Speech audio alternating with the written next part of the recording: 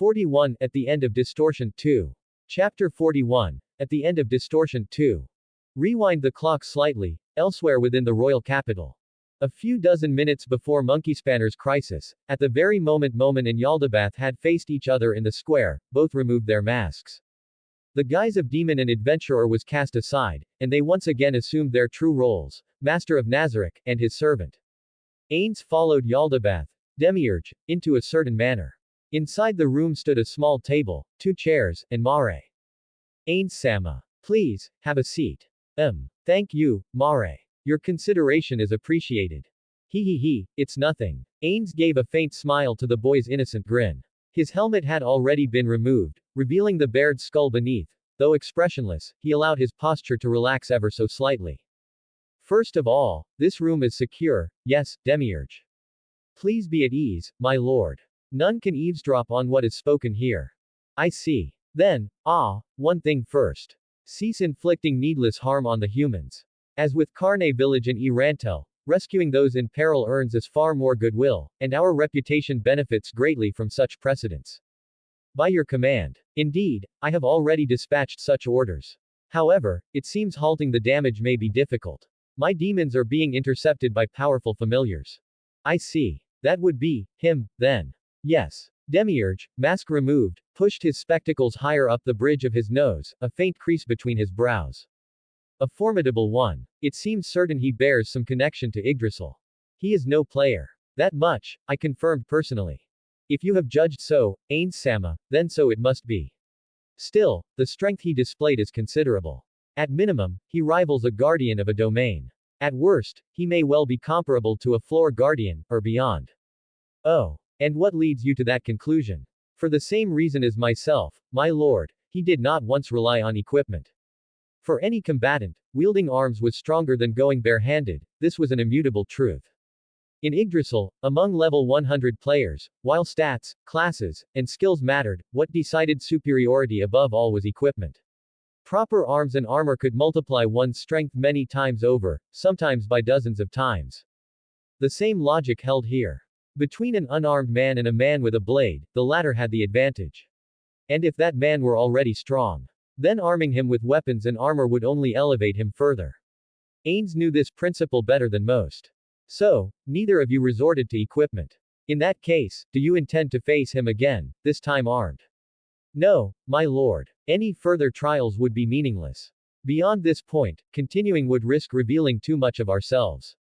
Indeed. Troops, summoned demons, those could be explained away. But if one reached the level of a floor guardian, deception became difficult. That entity, likely a guild NPC, might sense the resonance of Yggdrasil's origin. Up until now they had managed to keep things hidden, but there was no guarantee they could continue to do so. Not even the slightest fragment of information could be handed over carelessly. Information was power, information was the key to victory. Even Ponshu Moasama had once said that information could matter more than strength itself. Then, what do you intend now? Lay out your plan for me in full. When Nabril had used message, Demiurge had replied that he would explain everything in person. Thus, until arriving here Ains had heard nothing, and could only strain his wits to divine Demiurge's intentions. But no matter how much he pondered, nothing came. At best, he could imagine that demon hunting would serve to bolster their reputation. But even that had been swallowed whole beneath the towering name of the great house, Monkeyspanner Eldragondream. It was like a brand new company being overshadowed at once by an ancient megacorporation, consumed without the slightest ripple.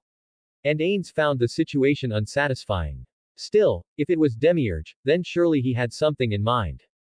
To begin with, my lord, this entire chain of operations culminating in the capital's assault yields 6 distinct advantages.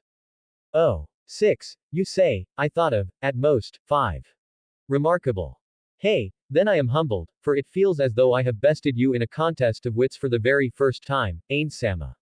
Nonsense. You always best me. Any victories of mine thus far have been nothing more than chance.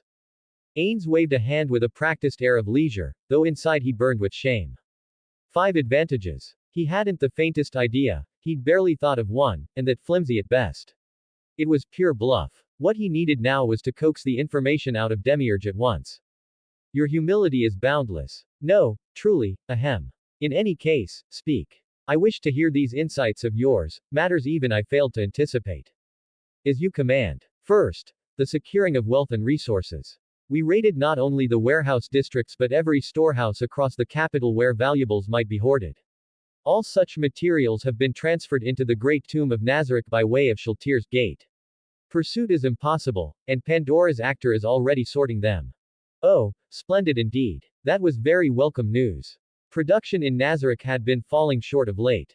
After the Shaltir incident he had hemorrhaged some 500 million gold, and with dwindling reserves he had been troubled for months. But now, an immense influx of resources would revitalize Nazareth's power. Of course, the capital itself would be ruined, but that was of no concern. Only Nazareth's prosperity mattered. Second, we frame 8 fingers as the scapegoat, pinning all crimes upon them. In so doing, the assault involving Sebas is covered over, and the blame cast entirely on that syndicate. Thus any suspicions of hidden intentions are redirected. I see, hide a tree in the forest, as the saying goes. A most astute interpretation, my lord. And for that deception, I prepared a lure. At Demiurge's signal, Mare brought forth a satchel and opened it. Within lay a grotesque statue of a demon, 6 arms clutching jeweled orbs. The jewels glimmered ominously, and the statue itself seemed poised to stir at any moment. A palpable, malignant mana throbbed within it. That was crafted by Ulbert, was it not? Yes, Ainsama. These gems are imbued with final battle, evil. As you say, it was created by Lord Ulbert, but surely this is the occasion for which such a tool was meant. A 10th-tier spell sealed within a demonic idol, Ulbert's attempt at crafting an artifact to rival a world-class item. The result had proved little more than a crude imitation, and he had quickly lost interest. Demiurge, put that away. I will give you something else to use. From within his robe Ains produced a similar statue. Its jewels were fewer, its shape cruder, its aura weaker. And that is the prototype of Ulbertsama's idol. A failed test, one he would have discarded. I kept it. If we are to employ such an object, better to use the failed one. Ains Sama, we cannot possibly. Enough. This is Nazareth's undertaking entire. I too must bear my share.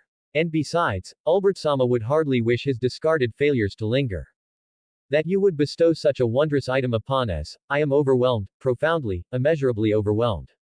Enough, Demiurge. There are more important matters than this. Think of it simply as a reward for your loyalty. Now, continue. Though Ains waved him off, Demiurge, who had fallen from his chair to kneel on the floor, remained bowed. For us, the Guardians, beings created by supreme hands, to dedicate our loyalty until the moment of our dissolution is only natural. And yet, to receive such grace again and again. This Demiurge vows henceforth to pledge even greater fidelity, for all eternity. Quote. I shall expect no less. But rise, there is still more you must explain. Yes. I am honored. Resuming his seat, Demiurge composed himself and went on. Thus, Yaldabaoth raided 8 fingers bases with the intent of seizing such items. Afterward, to vent his fury, he turned upon the capital and set it aflame. Whether those warehouses contained stockpiles or not is irrelevant now, for they lie in ashes. Furthermore, this artifact will conveniently be discovered at one of 8 fingers' most vital strongholds. I see, and the next. There should be 4 more. Indeed, my lord. I shall hasten my account. Third, by my demon summoning, the slaughter, and the fires, I have driven the capital into chaos, creating circumstances where people can vanish without notice. The humans we seized in that confusion will all be taken to Nazareth for various uses. As for the infamy of these deeds, I intend for them all to be carried beneath the name of Yaldabaoth. Quote. So infamy itself is your aim. Yes. The third advantage is, as you say, infamy. The name Yaldabaoth will be etched into the world as that of a demon king. As Demiurge intoned this with solemnity, Ains suddenly recalled some of the orders he had once handed down, half in jest. Among them had been the proclamation of world conquest, and even a flippant remark about creating a demon king. And now this faithful servant had taken that jest in earnest, working tirelessly to forge it into reality and bringing it back before him as fact. How did it come to this? For a moment Ains felt the beginnings of panic. Yet, however twisted the path, in the end it all served Nazareth's benefit. That was enough to accept it. Still, these humans you brought to Nazareth, do you mean men, women, and children alike? Yes. Is that a problem, my lord? Quote. Ains fell silent. A faint disquiet stirred within him. He no longer felt any kinship with humanity. Once he had been human, yes, but as an undead overlord, that was nothing more than a distant memory. Humans were another race entirely. For Nazarik's sake, he could slaughter them without hesitation. And yet, the thought of killing children disgusted him. Perhaps some remnant of Suzuki Satoru lingered still. After a moment's brooding, he reached a compromise. Demiurge, those who have not insulted me, nor profaned Nazarik, shall at least be granted a painless death. As you command. The reply was immediate, unquestioning. Demiurge's foremost concern was Nazarik's well-being, but above all, his master's will. Pitiful though the young may be, those taken to Nazarik could never simply be released. That would risk leaks of information. With the possibility of other player guilds existing in this world, the danger was too great. Thus, the greatest mercy Ains could grant was a swift, painless end. Good. Then let us move on. You have explained but half. Understood. The fourth advantage owes much to Mare. Mare. Ains glanced aside. The dark elf boy flushed and gave an awkward smile. And what is that? It is still in progress, so I cannot give you the result as yet. I will present the details once you return to Nazarik. Next, the fifth purpose, to gauge the strength of hidden powers within the kingdom. Oh. So not merely that man's strength. Previously, Ains had all but confirmed Monkey Spanner's origin and had ordered Demiurge to test his power. That task had been admirably carried out. But it seemed that had not been the only goal. Correct. As you surmised, my lord, that man is likely akin to us, a retainer of some guild, serving his master. If so, then within this city lurk others of his kind. Perhaps even those who wield the same mysterious force that enslaved Shaltir. I judged it prudent to proceed with utmost caution. So that is why you moved personally. Yes. Since I carry the vessel of quintessence you bestowed upon me, I believed I would be immune even if struck by what I suspect to be a world item. Moreover, I took every precaution with the authority you granted me. Even if the worst occurred, measures were in place. And the other guardians have been moving restlessly of late, was that your doing? Indeed. Some I have temporarily withdrawn to Nazarik, but Aura shall soon return. Here we have Mare, Shaltir watches from the outskirts, Cocytus awaits below, and Lady Albedo herself now stands at Eight Fingers Central Base, at my request. Though I could not summon Omega, and Sebas is occupied with rescuing Tuer, I compensated by summoning my 12 archdemons. Should battle prove unwinnable, they are prepared to retreat with intelligence back to Nazarik. So even Albedo was persuaded to leave Nazarik. My lord's personal campaign, your valor, was something she dearly longed to witness. When I suggested it, she agreed without hesitation. I see. And the result? Optimal. Aside from that man, no other force capable of threatening the Guardians has revealed itself. A few can trouble the Pleiades, perhaps, but none could threaten a floor guardian. That was excellent news. Any potential threat to Nazarik must be extinguished early, especially if linked to the unknown world item that had once seized Shaltir. Splendid, Demiurge. Your diligence, your refusal to underestimate the enemy, I am impressed. Your praise is too much, my lord. Yet one matter remains, the final, and perhaps greatest, benefit. This, I have long prepared, and I believe it shall yield the most lasting gain.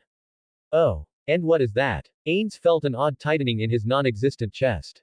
5 gifts already, and now Demiurge promised one greater still. The last is, Dragon's Dream, my lord. For Nazarik to ascend further, to seize dominance of this world, I deem it essential we place that mighty order beneath our banner. For a heartbeat, Ains was struck speechless. The proposal was preposterous. But Demiurge pressed on.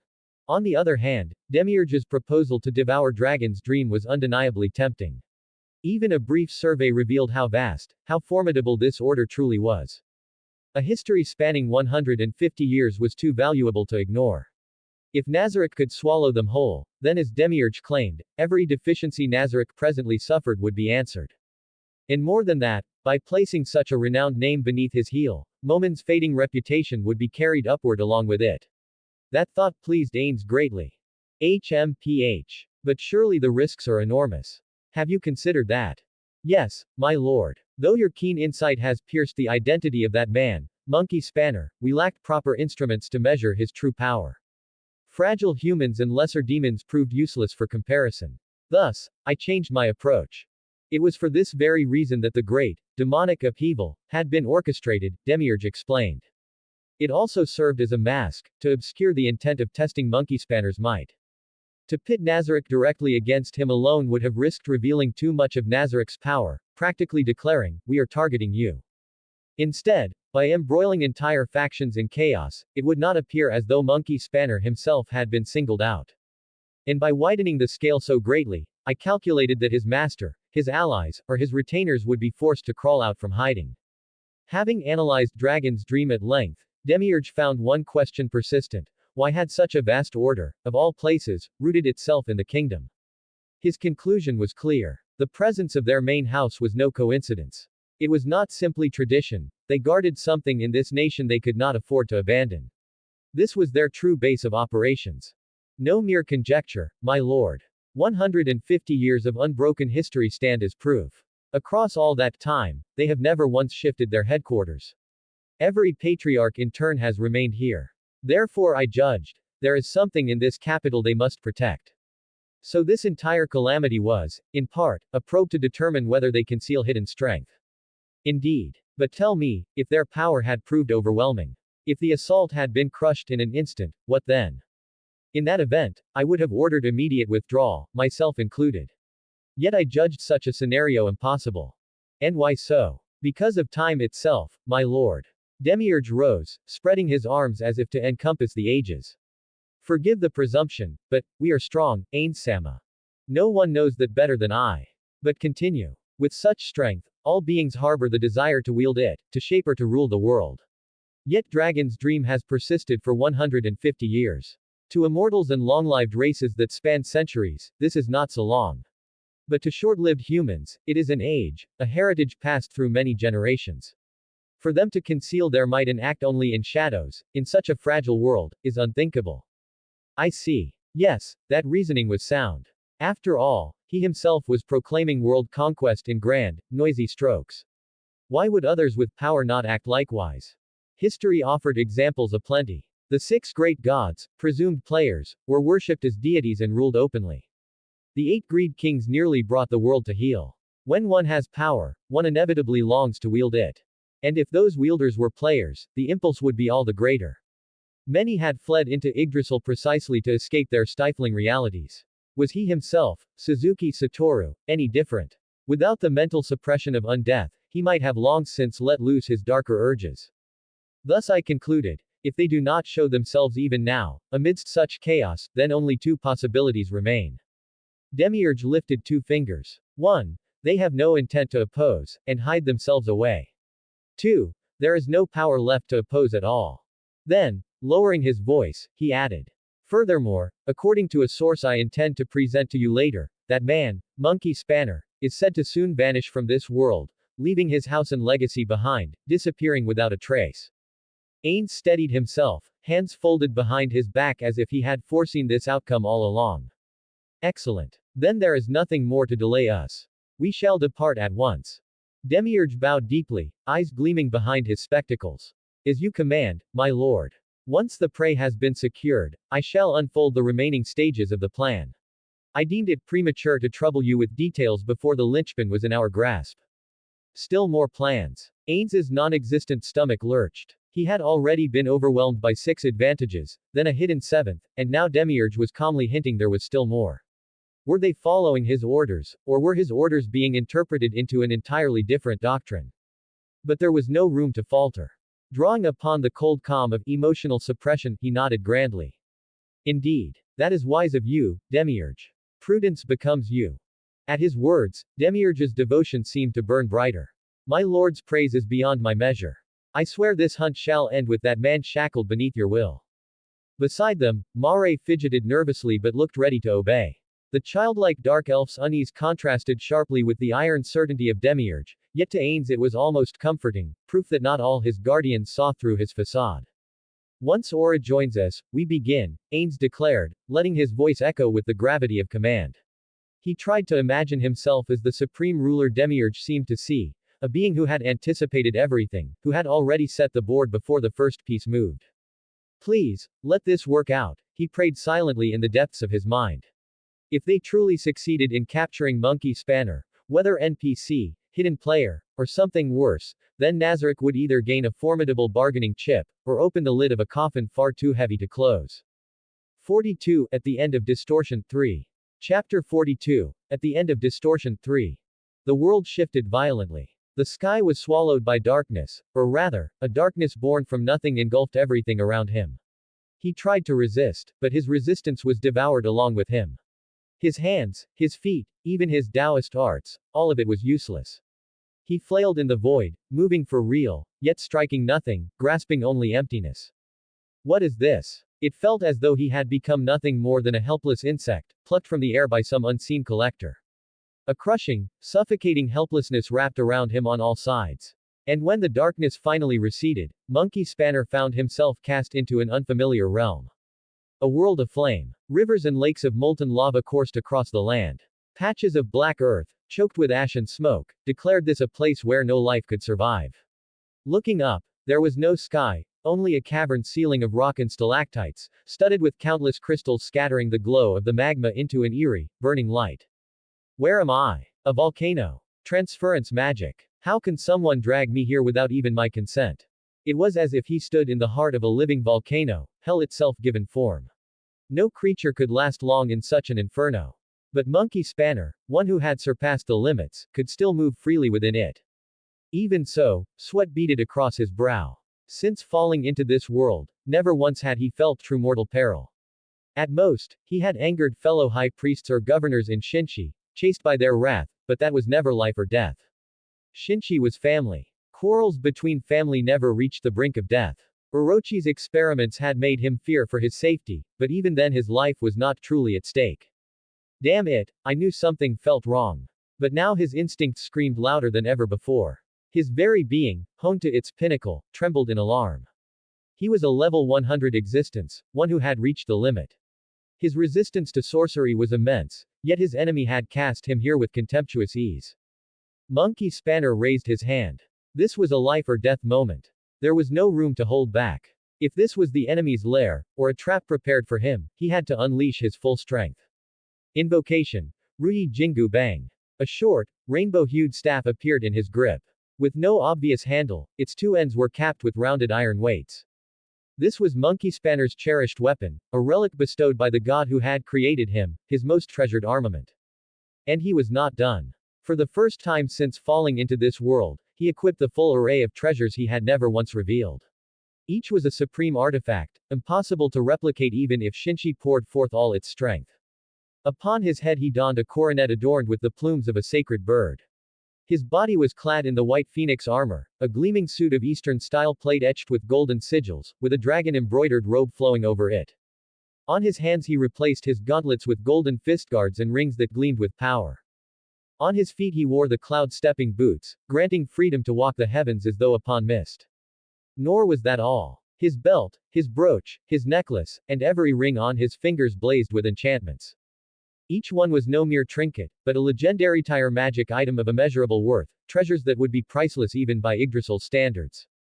Arrayed in full, Monkey Spanner unleashed his true form. Shrrrrk. Fur bristled. His body swelled. Already towering over 2 meters, his frame expanded further, muscle and armor alike bulging with power. From the gaps in his armor and helm burst tufts of golden fur, gleaming with a divine radiance. He had cast aside his restraint. This was his true self, unbound. The face revealed through the gaps in his helmet was unmistakably that of a simian. His eyes, once human, now blazed redder than blood, their depths encircled by a golden radiance. With that, his visage was no longer that of a man, but of a beast, a monster. In his hand was the staff. Upon his body gleamed divine armor. Across his form bristled golden fur. And with his blazing fiery golden eyes, Monkey Spanner cast his gaze across the world. This was his true nature revealed. Monkey Spanner, one of Shinshi's 12 high priests, famed for his unmatched adaptability, the unruly immortal monkey sage. Here, he stood at full power, 10 parts of 10 unleashed. Even if hidden techniques and reserves remained, he was already prepared to fight with everything he had. And yet, even at full strength, unease gnawed at him. His enemy had not yet shown its form, but the crushing sense of danger shook him to his core. Then, slowly, shadows began to take shape. So, you were a monkey immortal all along. It seems you weren't even using your full strength before.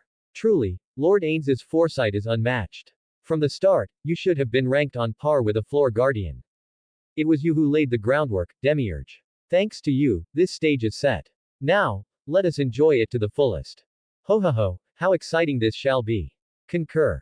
Ooh, will this really be alright? It's fine, Aura. After all, we've gathered everyone here, haven't we? Against one opponent, there's no need to worry. Still, do not let your guard down. Lord Ains himself marches with us.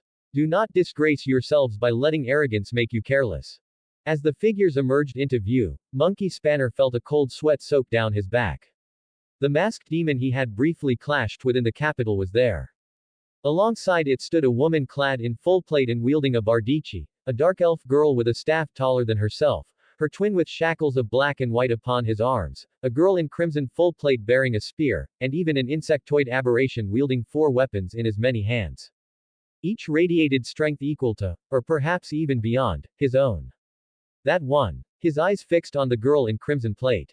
She wasn't a demon. Her form, her weapon, her face, he remembered them clearly. She was the very same girl shown in Cha's recordings. So it had been a lie when they said she was defeated. Or perhaps she had fallen, only to be resurrected. And if these truly were the forces of Ains Ul Gaun, then the resurrection of a level 100 servant would hardly pose difficulty.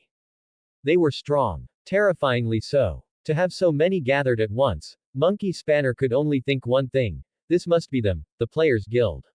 Ains Ul Gaun. One glance was enough, they were all heteromorphs. The only question was, how many had crossed into this world? Yet as he watched, it seemed not only their servants but the guild itself had crossed intact. This was a calamity beyond calamity. A force not merely threatening to Shinshi, its power might even rival it. Somehow, he had to bring word back. And at the very center of them all, like a sovereign among vassals, stood a single figure. His face hidden behind an ornate mask, his body draped in regal robes, he held a bizarre golden staff. Though he seemed to be a magic caster, the dreadful aura that radiated from him eclipsed all the others assembled. This was no guess, but certainty, this was their master, their ruler. His subordinates, whether knowingly or not, deferred to him with every motion. And more than that, this one, without question, was a player. A godlike existence. Monkey Spanner gripped his Rui Jingu Bang tight, his body tense to breaking. But Ains, watching him, was in high spirits. How delightful when everything falls into place according to plan. Once again, Demiurge had proven himself flawless, the brain of Nazarick, crafting perfect schemes.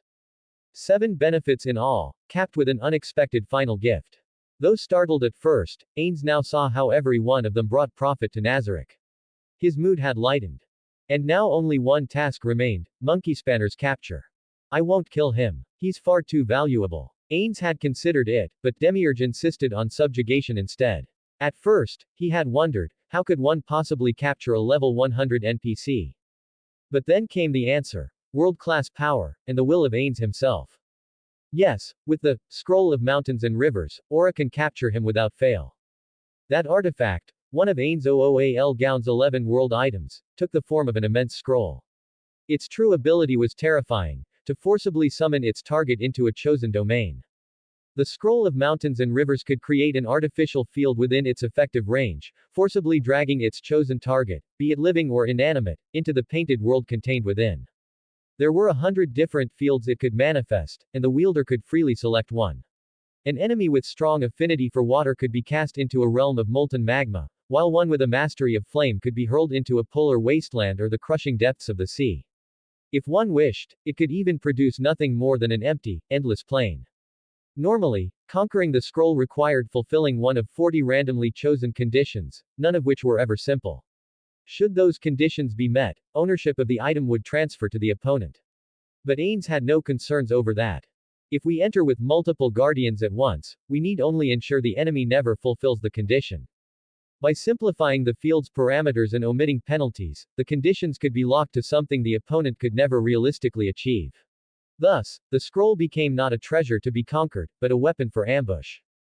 Back in Yggdrasil, when this artifact had been stolen, they had seized it only by overwhelming the wielder with a host of guildmates clad in world-class equipment and narrowly seizing victory through sheer coordination. But against an opponent without such equipment, resistance was futile. This made it perfect for assassination play. Isolate a target, drag them into the scroll's field, and unleash overwhelming numbers until they were erased. That was exactly the stratagem used here. Ains had ordered Aura to set the scroll's effect to target Monkey Spanner alone, then allowed himself and his allies entry as the caster's companions, stripping away penalties and simplifying the field's parameters. With that, the combination of inescapable capture and violence of numbers was complete. Unless the victim bore a world item of their own, there would be no escape. No matter what he is, whether a level 100 NPC or even a player, it doesn't matter.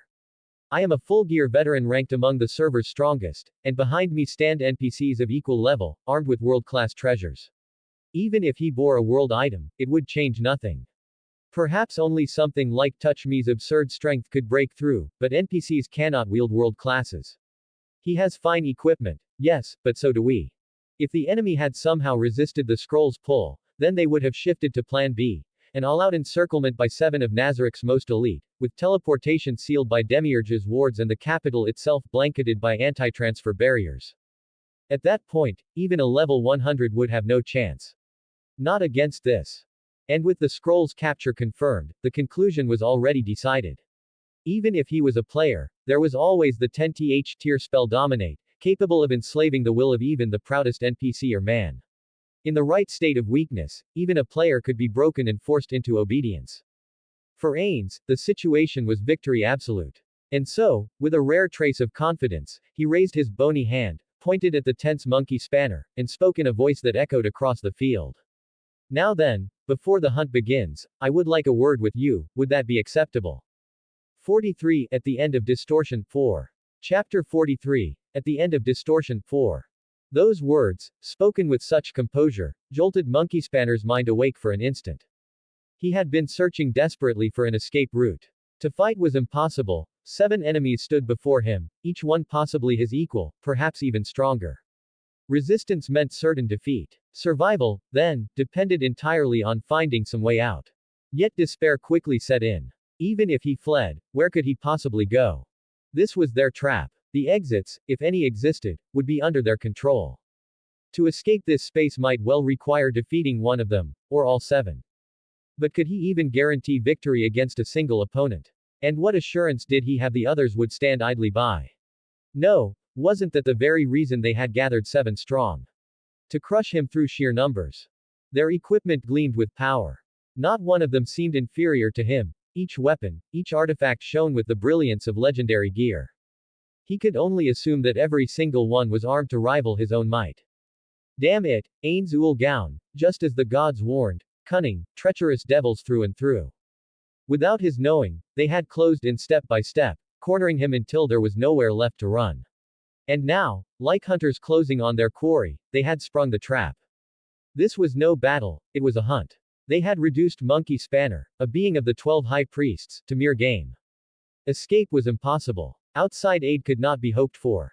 These foes had already sealed the capital with wards that nullified teleportation and cut off all magical messaging. Reinforcements from beyond would never come. He was alone. Completely isolated. Whatever happened here, it would be by his strength alone. But could he possibly prevail? So this is the end, Monkey Spanner's journey ends here. Born of the gods, Hand in Yggdrasil, who had served the 12 for centuries, who had given himself wholly to Shinchi for over 200 years. Now, at last, he felt his life had reached its close before overwhelming despair. And so, he cast aside his lingering attachments. Regret remained, but he was no fool. Against this situation, survival was beyond hope. Strangely, abandoning that hope cleared his mind. Very well, conversation. Why not? If death was inevitable, then he would wring from them every scrap of information possible. Perhaps, though the gods still slept, there remained the faintest possibility of resurrection. However slim, it was a chance he would not abandon. HMPH. If you wish to speak, should you not first give your name? To wear a mask and hide even your identity, and still demand dialogue, that is no conversation at all. Oh, so that is your condition. Very well, Albedo, and all of you, restrain yourselves. Until I finish speaking with this one, none of you are to interfere. Understood. You, Yaze. Ains raised his hand, halting Albedo as she surged forward. The overseer longed to tear apart the impudent monkey who had dared speak so rudely to her beloved master, but she bit her lip and withdrew at his command. The other guardians too stiffened, their postures snapping back into disciplined stillness. Now then, you demand I reveal myself. But should you not first do the same? If we are to speak plainly, both sides must bear their truths. You already know my name, do you not? My identity as well. You have prepared such a grand snare for me, I would think you've learned more than enough. HMPH. Keenly deduced. Very well then, Monkey Spanner. I shall tell you what I know. Without hesitation, Ains spoke his name aloud, his tone utterly composed. I know who you are. That you are the master of the adventurer clan called Dragon's Dream. That you are one of those created by the hand of a player. But beyond that, I know nothing. Your guild, your master, the ones you serve, those remain hidden. And that, precisely, is why you were invited here. An invitation. You drag me here by force, and call it that. Call it what you will. But understand this, we had no time to spare. You were preparing to vanish. We had to speak before that happened, and knowing you would be cautious, we had no choice but to resort to such measures. So you kidnapped me. With a world item, no less. Oh, you discerned that much. I may be flesh and blood, but I have surpassed the limits of the living. If something can abduct me, without a chance to even lift a hand or foot, then it can only be a world item. No super-tier magic could snatch away a level 100 being. Only something greater, an artifact said to contain an entire world within itself, the ultimate armament, a world item. That explained his predicament. A world item that could pluck a single target and cast them into a battlefield of its choosing, if such a thing existed, this was it. Another piece of knowledge secured.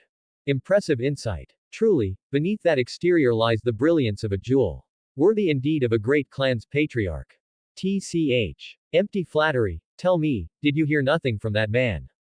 That man. What do you mean? Monkey Spanner's mind flickered briefly. The image of the old man in ceremonial robes he'd once met underground surfaced. Could it be? Were this Ains Ul Gown, enemies of that elder's faction? If so, then no matter what happened here, he must never reveal that information. If their rush to seize him was because of some looming war with that man's people, then for Shinshi's sake the truth must remain hidden. Whether that elder was truly good, he could not know. But an enemy of Ains Ul Gown might yet become an ally to Shinshi. Man, you must be mistaken. No, a mere slip of the tongue. Forget it. As for my identity, you asked for it. Then listen well. If nothing else, he could divert their focus. And so Monkey Spanner chose to act, a performance, the way his creator once instructed him to introduce himself. Without hesitation, without shame, he declared. I am he whom the Creator God shaped from nothingness. Flesh was given me, a name was granted me, and thus was born the simian immortal, draped in radiant golden fur, whose fiery golden eyes see through all creation. I am Monkey Spanner. Staff in one hand, palm thrust forward in defiance, his booming voice rose like a chant, almost poetic in cadence. 72 arts at my command, with which I toy with the world. A single staff in my grip can sweep aside my foes as though in dance. Sometimes I tease women, sometimes I revel in delicacies, sometimes I drink deep and roam the skies and earth at my whim. Even in the jaws of peril I laugh unbowed, and if death should claim me, still my head will grin bold upon the ground. So why should I fear this moment? Come then, strike if you dare. Even should no grave remain for me here, I shall fall standing, unbent, unbroken. He bellowed, eyes blazing crimson gold, defiance radiating like fire. For a moment, Ains almost clapped. It was cool. Damnably cool. What the hell, that's stylish. Like something out of kabuki theater. Damn it, Pandora's actor would have been 10 times better if I'd gone with that kind of flair. Regret not at him. Why hadn't he leaned into that style when designing his own NPC? If he'd gone with something Japanese-themed, would it have turned out this glorious? No, he was only thinking that because someone else had made it. If he tried, it would probably have been just as cringeworthy. Come, then. Face me with all your might. Hurry, strike, strike. Do you truly believe you can win? Even if victory is but 1 in 10,000, even if there is none at all, it matters not. I will meet death laughing, as befits me. So come at me. Ho. It was reckless. Foolish. Yet, Ains couldn't help it. It was cool. Like watching an anime hero stride onto the stage, larger than life. He didn't even feel like belittling him. Ains covered his unease with a cough. Ahem. Whether there is battle or not, that is mine to decide. Understand this, my forces here utterly outstrip you. Even should you throw yourself into a death struggle, my loyal subordinates can subdue you without killing you. Long or short, You only know once you measure. Still, I must admit it, you hold the advantage now. Monkey Spanner abruptly let his battle fervor die away and sat cross-legged on the ground, glaring at Ains's masked face in defiance. So then, what will you do? I don't even know who you are. Nor the names of those fiendish followers standing around you. I've finished my introduction. Shouldn't you, at the very least, introduce each of yours, calmly and politely? That is impossible, Ains replied flatly. I know you are a creation. I also know that with your master's power, you may be resurrected. Thus, we cannot allow you to learn our information. I see. So the goal is to extract knowledge from me. That's it, isn't it? Half right, Ains said coolly, his eyes burning even through the mask as he pointed at Monkey Spanner. What I want, his voice rang out, is you. Huh. I want everything you are. Wait, what? Monkey Spanner froze. That wording was highly misleading. And the Guardians, oh, they froze too. Especially Albedo, who trembled violently, unable to contain herself before blurting out. Ains Sama, so that was your taste. An ape. For a moment Ains genuinely reeled, as if his non-existent eyes were about to pop out of his skull. What the hell are you people talking about? Albedo. That's not what I meant. I didn't mean it like that at all. Forgive me, Monkey Spanner rumbled dryly, but you're not really my type either. Still, your passionate confession will be remembered. What? Ains Sama. To think my lord's preference was for males, and even beastmen. That I, Demiurge, failed to perceive this, truly an unforgivable oversight. No, it's not. It was chaos. Ains could hardly believe this was happening. He had Monkey Spanner captive, yet somehow he was spending his energy calming his guardians down, and Albedo on the verge of tears, a Demiurge solemnly reassessing Master's preferences, Cocytus blushing through his insectoid bulk as if preparing to volunteer, and even Mare chirping, I'll try my best too, whatever that meant. All the while, Monkey Spanner was quietly testing if there was any chance to escape. But even amid the skit, none of them left an opening. When the farce finally died down, Ains, an undead incapable of fatigue, nonetheless felt utterly drained. Why do these misunderstandings always happen now, of all times? But at least he had corrected them. Now he could return to the matter at hand. In any case, if you will cooperate, then perhaps we need not waste our strength in needless conflict. What say you? Resolve this through words, not combat. And what, while you pretend to talk, you scheme some trick? No. As I've said, you are already subdued. That means you will follow my terms. Monkey Spanner hesitated. He had already accepted that survival here was impossible. But information must still be gathered. If resurrection was even faintly possible, the intel must be carried back. And if not, then at least his captors must be fed false information. The 12 high priests had prepared contingencies for exactly this. If their outer shell, Dragon's Dream, was exposed, they would scatter lies amidst truth to shield Shinchi. Already the main estate was nearly purged, its records destroyed, false data mixed in to mislead any invader. But if captured alive, that plan would collapse. Better to die outright than fall into their hands. Thus, his goal, feed them their falsehoods, while preparing to die. Very well. I will answer 3 questions of your choosing, honestly. After that, do as you will.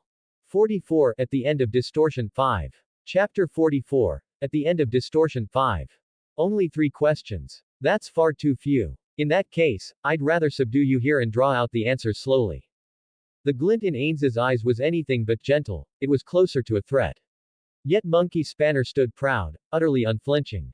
Even facing overwhelming odds, he carried himself with the reckless confidence he'd boasted of before. But are you truly certain of victory? Yes, you would overwhelm me. Even if I poured out my hidden strength and fortune itself smiled on me, I would fall. And yet, his gaze burned hotter, do you truly believe my defeat means your victory? Even if you strike me down, can you stop me from choosing death myself? For once, Ains faltered. A level 100 NPC was openly declaring he would end his own life. Could they prevent it if he tried? Subduing him, that might be harder than expected. If he were simply a generic level 100 it might be manageable, but this one was clearly built for battle, and clad in artifacts of unmistakably high tier. He might rival even the Guardians, or worse, surpass them. If he threw himself at them in a suicidal charge, the consequences could be disastrous. Yggdrasil had contained many skills that sacrificed HP or MP to grant extreme power, some even outright self-destruction, abilities meant to take the enemy with you. If Monkey Spanner unleashed such a technique and fought with nothing to lose, it would be troublesome indeed. The plan had always been to avoid killing him. 7 against 1 might still not be enough if he resolved to die spectacularly. Even world-class items were not designed to save an enemy, they were tools to destroy. And healing. Against a willful level 100 combat NPC who refused to accept it, no healing magic would bind. Ains felt unease gnawing at him. He hadn't expected his quarry to weaponize his own life as leverage. After a moment's thought, he gave a slow nod. Very well. I accept your terms. If you answer 3 questions truthfully, then I swear, your end will come without humiliation. I will grant you the honor of being erased with my full power. You'll swear that on your honor? Monkey Spanner asked sharply. Of course, Ains replied without hesitation. It cost him nothing. His own honor meant little. What mattered was the honor of the guild, and of his lost comrades. His word, spoken in isolation here, carried no binding force. Once Monkey Spanner was subdued, he could rescind it at will. But the guardians bristled visibly, trembling with barely contained outrage. The promise sounded too dangerous. Ains hurried to move the conversation along. Then, the first question, when did you arrive in this world? Monkey Spanner answered without pause. 200 years ago. Be more precise. Very well. 2 centuries passed, in the midst of the evil deities, we fell into this world. For 200 years we have lived here, endured countless ordeals, and at the cost of great sacrifice we gathered our heads together, 150 years ago, to form what you know as Dragon's Dream. Does that suffice? That sacrifice you speak of, what was it? Would you count that as your second question? Monkey Spanner asked evenly. Number. Tempting as it was, Ains held his tongue. The past mattered little. What mattered was the present, the size and strength of the guild this NPC belonged to, and whether it was intact. Then my second question is this, your master, or your comrades? Did they still remain in this world? This question was deliberate, seated by the single word, sacrifice. Monkey Spanner had claimed to have lived for 2 centuries. His title of Immortal Sage suggested a special class extending his lifespan. But what of his creators? Ains himself was undead, freed from mortal limits. But the other players? The 6 great gods and the 8 greed kings had perished. The 13 heroes too, if any among them had been players, their names were now only legend. That suggested most players had remained bound to the lifespans of their chosen races. So Ains's question carried a hidden edge. Are your creators, the players who fell into this world with you, still alive? The answer would decide everything. Whether this ended here, or whether the true game had only begun. Even at a glance, Monkey Spanner was no ordinary foe. His gear alone told the story, shimmering artifacts of such power that most were likely legendary at minimum, with his weapon radiating the presence of a divine-class relic. Few guilds in all of Yggdrasil had ever been able to equip their NPCs with such treasures. Only the truly vast and wealthy guilds had the resources, and even Nazarick would not treat such opponents lightly. Whether he realized Ains's unease or not, Monkey Spanner's face broke into a twisted grin. It was a smile, yet it seemed at once furious and mournful. You, with your host of heteromorphic followers, ask cruel questions indeed, but fine. I'll honor the vow. For 200 years since we fell into this land, I have lived through hardships beyond words. And now, I stand as the last one still walking, still breathing, still setting foot upon this earth. I alone remain. That is the only answer I can give you. Satisfied? Enough. Ains nodded slowly. There was no hint of falsehood in his tone. Casting a glance toward Demiurge, Ains caught the faint nod of confirmation. He had discreetly ordered his guardian to sense deception, and Demiurge too judged it to be true. Relief washed over him. This monkey sage was the final survivor of a guild that had fallen into this world 2 centuries ago. For 200 years, he had endured alone, preserving the name of his masters. Ains felt an odd stirring in his hollow chest. Was that not, in its own way, exactly what he himself sought to do? Carrying the name of Ains Ul Gaun, spreading it across the world, in hopes that one day his lost comrades, those who might have also fallen into this reality, would hear of it and find him. Though they stood as enemies, Ains felt a strange kinship with the creature before him. His esteem, his affection, was climbing. So, for his third question, Ains chose not to probe, but to propose. Then for my third and final question, a proposal. Would you consider becoming mine? What? Monkey Spanner blinked. The guardians reeled. My lord Ains. Albedo gasped, shocked enough to forget his command not to speak his name. But Ains ignored her, his crimson gaze locked on Monkey Spanner. 2 centuries, and still you never faltered in your loyalty. You have upheld your creator's will in the name they entrusted you with. But that master is long gone. So now, let me be the one you serve. Monkey Spanner, swear loyalty to me, and I promise you, your station will be no less than that of my most trusted guardians. Monkey Spanner barked out a laugh. Oh, after ambushing me, dragging me here, and interrogating me, you expect me to swallow such sweet words? You insolent cur. To scorn Lord Ains's offer. One guardian snarled, her killing intent exploding outward. Dismember him, leave nothing but his howling jaws. Another hissed. The guardians surged with wrath, their aura like a storm, but Ains's skeletal hand rose and froze them where they stood. Silence. Am I not the one speaking?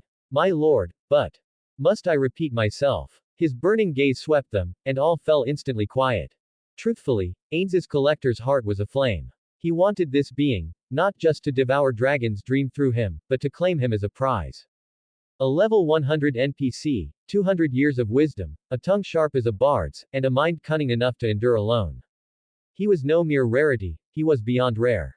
Perhaps the most valuable being Ains had ever encountered since arriving in this world. Yes, I want him, Ains thought, hungrily. Out loud, he said, if you cannot choose now, I will grant you time to consider. The offer stands. The sincerity in his words was real, Ains would honor such a pact.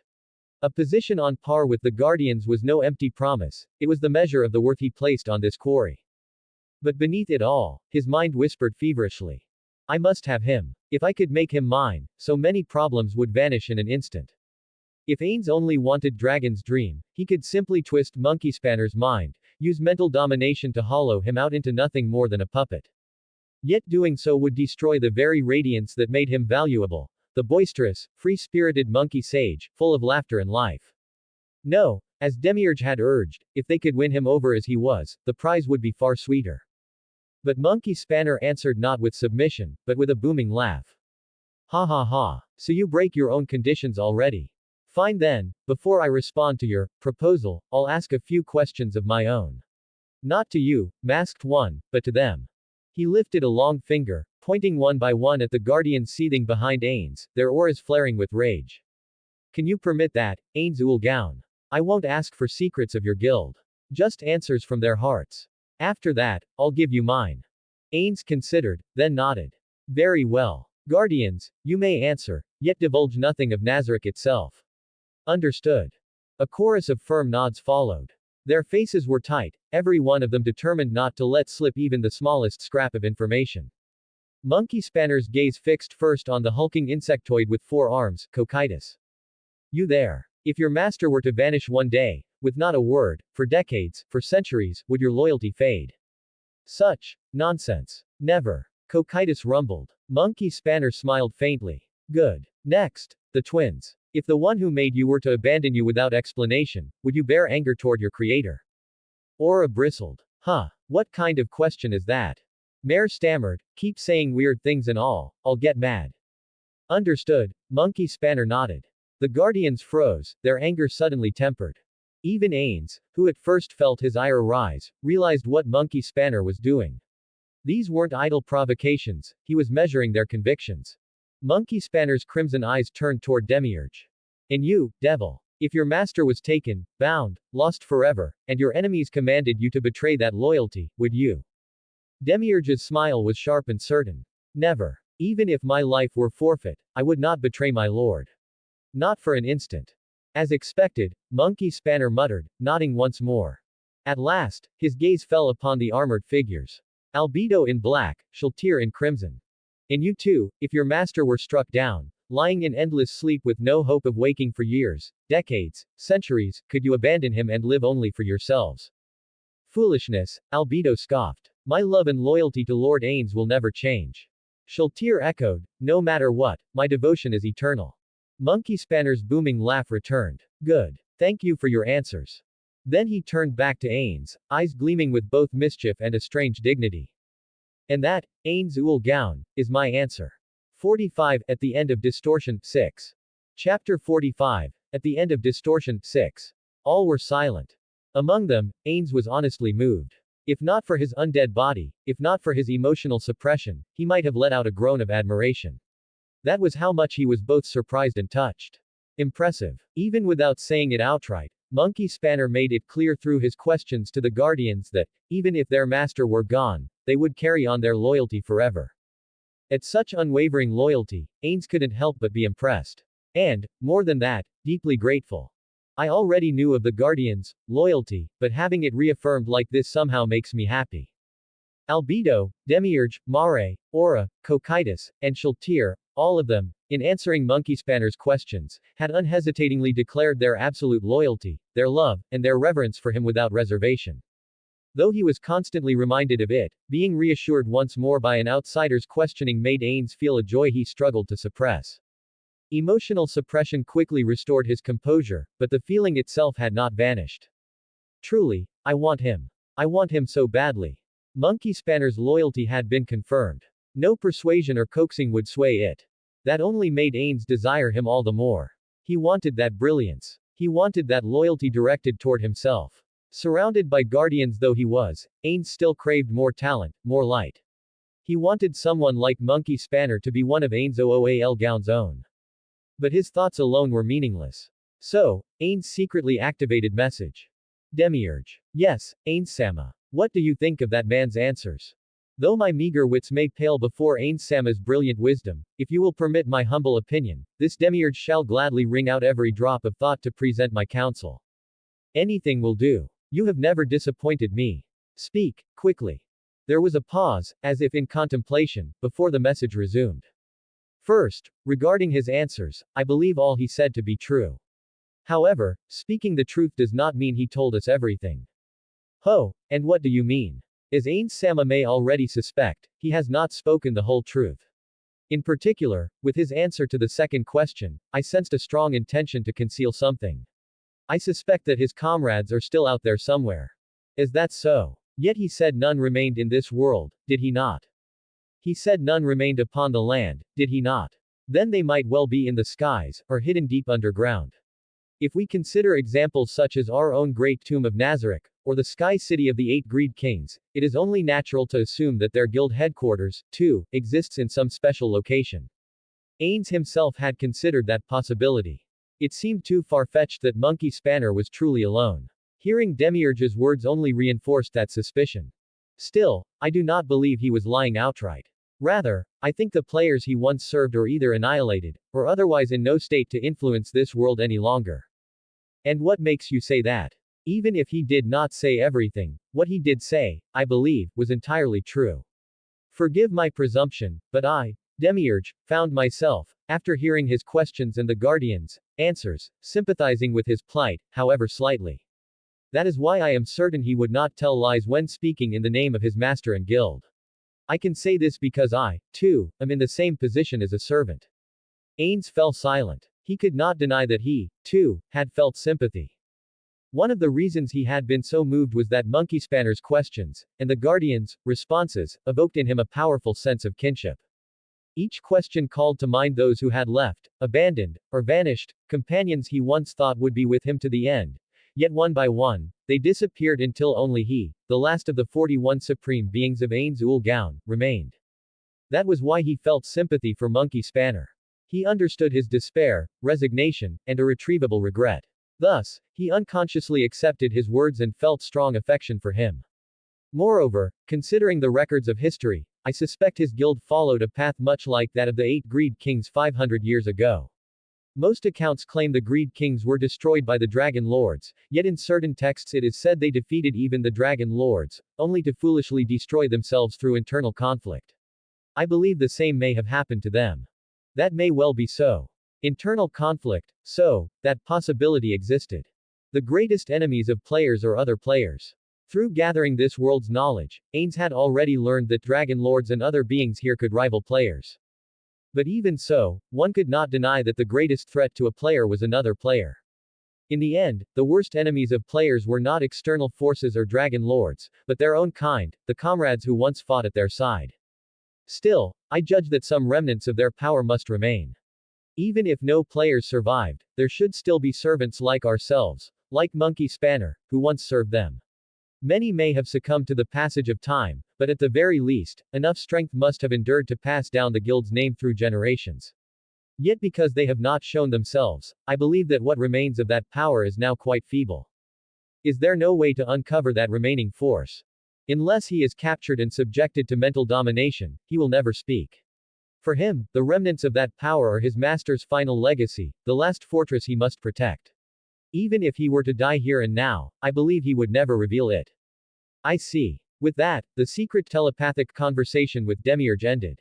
Thanks to it, Ains now understood Monkey Spanner's circumstances clearly. As a player, Ains could not fully empathize with an NPC who valued their master's name above their own life. But he could certainly understand the will to protect what remained. Very well, I have heard your loyalty. Good. Then as you wish, I shall face you with my full strength. So be it, come at me as you like. Rising boldly to his feet, Monkey Spanner gripped his Rui Jingu Bang tightly in both hands and clenched his teeth. Watching him, Ains suddenly spread his hands in an exaggerated gesture.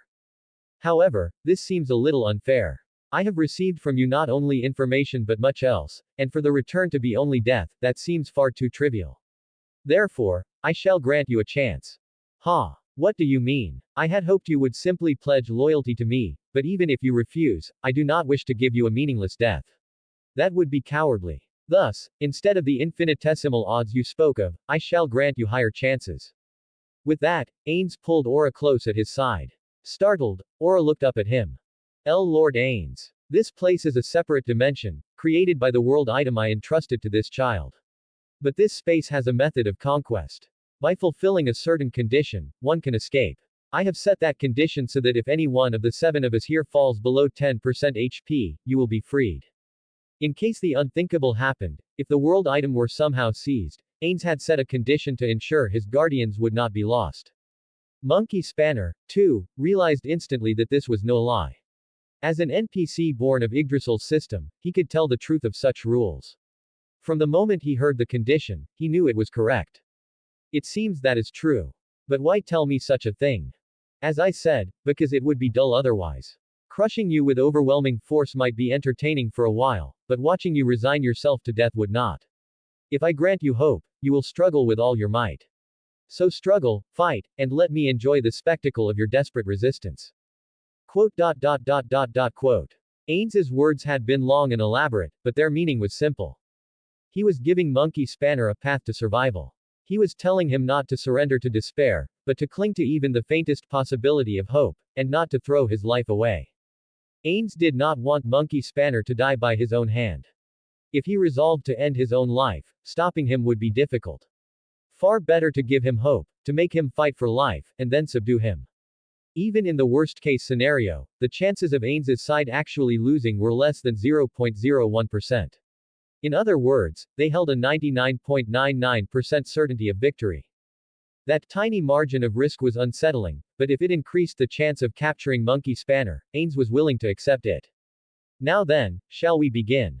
Monkey Spanner of Dragon's Dream, fight me and my guardians with all your might, and seize whatever hope remains to you. Ha! How absurdly generous you are. Though he said this mockingly, Monkey Spanner still tightened his grip on the Rui Jingu Bang. He had read Ains's intent. The words were respectful, speaking of hope, of seizing life. But the truth was plain, Ains only wanted to capture him. The lofty talk of honor was just a plea not to throw his life away. Monkey Spanner had no obligation to comply. And yet, he felt it, a spark of hope. Though he was a creation of the gods, revivable by their power, at present, even death would be final. The god who could grant resurrection still slumbered. And so, if even the slightest chance at survival existed, he wanted to grasp it. Ha! I had only just resolved to die without regret, and already I've made myself into a fool. Having given up life so easily, he now found himself reaching for it again. That flicker of hope took root and began to burn within him. However slim, if there was a chance, he wanted to cling to it. That, too, was the will to live. Monkey Spanner's eyes gleamed with renewed determination. Ains, reading the change, raised his hand in a theatrical gesture, while secretly sending a message to his guardians. Guardians, fight him with your full strength. Use whatever means you must. I permit you to draw upon Nazarik's treasures. Bring him to me, but his death will not be tolerated. Take your time if you must, but subdue him safely. Yes. Do not worry, Lord Ains. We will, without fail, capture him. I'll do my best. Understood. By your will, Lord Ains, I shall see it done. The 6 guardians answered as one, readying their weapons and magic. A menacing aura filled the warped space. This was Nazarik's might at its peak. Though Sebas, Omega, and Victim were absent, it was still the greatest force gathered since the battle against that colossal puppet. And this time, their opponent was worthy of such power. Ains expected to see them demonstrate true teamwork. He himself began preparing spells. As 7 beings of transcendence readied their assault, the very air distorted, the world itself trembling under their gathered power. It was as though a conclave of demon kings, or beings even more dreadful, stood assembled. Against them, Monkey Spanner clenched his teeth and charged. Though he had resigned himself to death, he had abandoned resignation itself. With the contradictory resolve to risk death in order to live, Monkey Spanner bellowed a wild roar and rushed the masked leader of his foes with all his might. Bear witness, world. I, Monkey Spanner, was here. 46. At the end of Distortion 7. Chapter 46. At the end of Distortion 7. With a cry that carried both the will to live and the resolve to die, Monkey Spanner launched his charge. His target was already decided. Ains had said, if even one of the 7, including himself, were brought down to less than 10% HP, the field would collapse and escape would become possible. That meant he did not need to defeat all 7. Just one brought to the brink would suffice. But with all 7 seemingly his equals, or worse, there was no luxury of singling out one foe at leisure. Worse still, he knew they had laid snares for him. They might think their plotting had gone unnoticed, but even the faintest nods exchanged told him messages were being passed in secret, strategies whispered beyond his hearing. Thus, only one path remained. He had to strike before they could even think of plotting further. The answer was already in his hands. Ura-ah. The Rui Jingu Bang in Monkey Spanner's grip suddenly accelerated. At its peak, the short cudgel, shorter than his own height, elongated in an instant, twice, thrice its size, the end swelling with massive weight. This divine relic, the Rui Jingu Bang gifted by his creator, held a unique ability to freely alter its length, volume, and mass within limits. In the hands of a mere warrior it was a weapon of shifting range, in the hands of an immortal sage and sorcerer, it became a nightmare. Immortal art. Mirage Heat Haze. What? At the very front stood Shaltir, clad in crimson plate. She moved to intercept the blow with her spewed lance, only to gape as the staff's arc veered away. She was certain she had blocked it head-on, but the true trajectory was a grazing strike, the staff's apparent reach nothing like the real one. And at the end of that impossible feint stood Ains himself, standing idle, not even weaving a spell, merely observing. TCH. Lord Ains. Demurgeon Albedo, who had begun to fan out, spun back in haste to cover their master. The Rui Jingu Bang slammed against their guard with a booming crash. In the same instant, the staff snapped back to its original length, Monkey Spanner recoiling with a great leap. You dare, to strike at Lord Ains. Shaltir's fury erupted as she gave chase, Cocytus close at her side. Her lance lunged straight, his 4 arms swept outward with weapons like a storm. Monkey Spanner met them head-on. The clash told him the truth, strength and technique beyond his own. Against the Crimson Warrior he might have managed, but this insectoid frost warrior, in pure martial prowess, Monkey Spanner could not hope to match him. Yet Monkey Spanner was no mere warrior. He was a sage, a sorcerer, and he wielded a divine weapon tailored to his very style. In an instant, 30 strikes crossed. A domain beyond mortal vision, where thrusts and counters blurred. The next moment, Monkey Spanner seemed hurled backward as if overwhelmed. Yet when Cocytus moved to follow with the finishing blow, the simian sage had already vanished. Immortal art. Shadow concealment. His massive form melted seamlessly into the shadows scattered across the battlefield. He knew it well, he could not win by meeting them one by one. A head-on battle promised no victory. His only chance was to stalk from the edges, whittling them down. Ironically, it was a plan not unlike the one Ains himself had devised. Yet, regrettably for Monkey Spanner, the foes before his eyes were not the only ones he had to contend with. Standing beside Ains, watching quietly, the dark elf girl, who was in truth a boy, Mare Fiori, pressed a hand to the ground. Nature's detection, Earth surge. Goo. The ground convulsed violently. Tremors spread outward, shockwaves ripping across the battlefield. The tremendous range of the spell, easily exceeding 100 meters, struck directly into the shadows where Monkey Spanner had concealed himself, forcing his form out into the open. Binding shackles. Blasted free of the darkness, the great simian body was flung skyward. And the air, bereft of footholds, was nothing but a killing ground. Invisible chains of force wrapped around him mid-air, even his three guardians, eyes lit with murderous intent. Adamantite-rending claws, a thirsting lance, fivefold stance shifts crashing down in an instant. Monkey Spanner's only choice was to bellow and pour strength into his body, shattering the bindings through brute force. His feet struck empty air, yet they held. With another surge he leapt again, vaulting higher. What? He's not finished yet. Though he hadn't spoken a skill's name, his survival was no mere accident. Inwardly, Monkey Spanner's chest tightened in relief. Without the divine armor, golden chainmail, which shattered binds and shrugged off stunning force, or the cloud-stepping boots that allowed him to tread upon air, that flurry would already have been his end. The reprieve was short, but enough. Vaulting again, Monkey Spanner tore free of their immediate kill zone and regained his stance in the sky. All of this transpired in less than 10 seconds. Yet the imbalance of power was undeniable, so much so it drew a wry grin to his lips. TCH. Try to fight them one by one, and I won't even leave bones behind. Landing heavily, the Goldenford sage swept a gaze around him. Guardians were closing in to tighten the noose. Snorting, he fixed his fiery golden eyes upon the one who remained still, the masked figure, merely watching. There was only one target he would pursue. So, you let your servants do the fighting while you watch. Fine by me. I'll aim only for you. Surrounded as you are, you won't call it cowardice, will you? What? Impudent fool. Die where you stand. His words, like oil to flame, sent the Guardians into a frenzy. The true clash had only just begun. The end of this desperate gamble was far from decided. Cocytus, Mare, Demiurge, and Shaltir charged at once, their wrath boiling. Aura, ill-suited to direct battle, and Albedo, whose duty was to remain by her master's side, stayed to guard Ains. Da. Shaltir, nearly losing herself to rage, was the first to break from formation. Steam hissed from the winged crests of her armor, a great spear of azure crystal forming in her free hand beside her spewed lance. Monkey Spanner slid aside rather than clash head-on, fingers flashing through a mudra. Immortal art. Twin monkey phantoms. With a crack, two identical doubles split off at his flanks. Indistinguishable from his true self, one was skewered by the azure spear. The remaining pair lunged forward still, and Demiurge and Mare unleashed beams of hellfire and woodlands that tore another apart.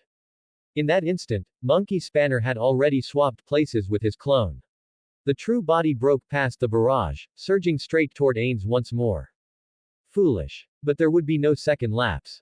However swift, however cunning, the simian sage's intent to strike at Ains had already been laid bare, and there was no overlooking it.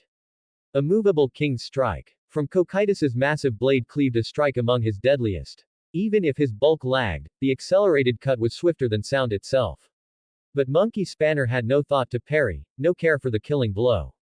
His eyes, his mind, his entire being fixed only upon the masked lord at the center, his sole target. From the very start, Monkey Spanner had no intention of meeting the strike head-on. With a flick of his free hand, the golden rings coiled about his forearm broke loose, intercepting the cleaving blade. The treasured artifact, adamantine rings, carried a deceptively simple power. Anything it touched would be halted, frozen in place. But before Cocytus's swing, it could not hold even a full second. Yet a second was all he needed. In that instant's delay, Monkey Spanner accelerated clear of the strike's path. What? For a heartbeat, it was as though he'd vanished by sleight of hand. The Guardians, jaws clenched in silence, startled. They recovered quickly, moving to pursue, but in that sliver of time, Monkey Spanner had already surged to within striking distance of Ains. The Rui Jingu Bang came crashing down with his full might. But even then, Ains remained unperturbed. Instead, a black halberd swept in to block the blow. How dare you raise your weapon against Lord Ains? TCH, too many of you. The mightiest of guardians, protector of the king, launched a furious counter. Monkey Spanner muttered his complaint, retreating from the follow-throw of her blade. Even from a single clash, his arms quivered under the weight of that force. Was it merely the artifact's enchantment, or raw strength alone? Already he understood. Even if one stayed back, 6 more still remained. This was a battle he could not possibly win. But Monkey Spanner was the consummate trickster of Shinshi, famed as a schemer above all else. If strength could not prevail, then cunning would, and if cunning faltered, then deceit must see him through.